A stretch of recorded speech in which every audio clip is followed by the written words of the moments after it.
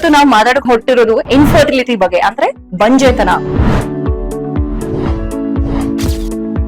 ಲೈಂಗಿಕ ಪ್ರಕ್ರಿಯೆಗಳಲ್ಲಿ ತೊಂದರೆಗಳೇನಾದ್ರೂ ಇತ್ತು ಕಪಲ್ ನಲ್ಲಿ ಅಂದ್ರೆ ಅವರು ಕೂಡ ಬೇಗ ಇವ್ಯಾಲ್ಯೂಯೇಷನ್ ಮಾಡಿಸ್ಕೊಳ್ಳೋದು ಉತ್ತಮ.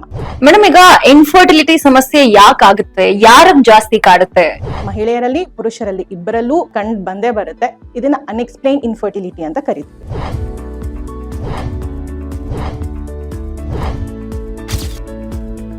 ಮದುವೆ ಆಗಿ ಎಷ್ಟು ವರ್ಷಗಳ ನಂತರ ಈ ಇನ್ಫರ್ಟಿಲಿಟಿ ಸಮಸ್ಯೆ ಕಾಡಬಹುದು? ಅದು ಸೆಕ್ಷುಯಲ್ ಡಿಸ್ಫಂಕ್ಷನ್. ಸರ್ವೇ ಸಾಮಾನ್ಯವಾಗಿ ನಾವು ಕೇಳ್ಪಟ್ಟಿರ್ತೀವಿ PCOD ಅಂತ ಹೇಳಿ. ಸಾಮಾನ್ಯವಾಗಿ ಯಾವೆಲ್ಲ ಪರೀಕ್ಷೆಗಳು ನಡೆಯುತ್ತೆ, ಪುರುಷರಿಗಾಗ್ಲಿ ಅಥವಾ ಮಹಿಳೆಯರಿಗಾಗ್ಲಿ? ಸೈಕಲ್ಸ್ ರೆಗ್ಯುಲರ್ ಇತ್ತು ಅಂದ್ರೆ they can try naturally for about 1 year. So ಆದ್ರೂ ಆಗ್ತಿಲ್ಲ ಅಂದಾಗ better to consult the fertility specialist.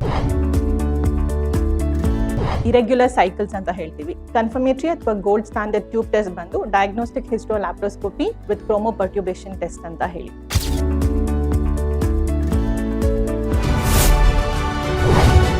ಐಕ್ಯ ಮಿತ್ರ ವೀಕ್ಷಿಸಿ ಮಧ್ಯಾಹ್ನ 12:30ಕ್ಕೆ.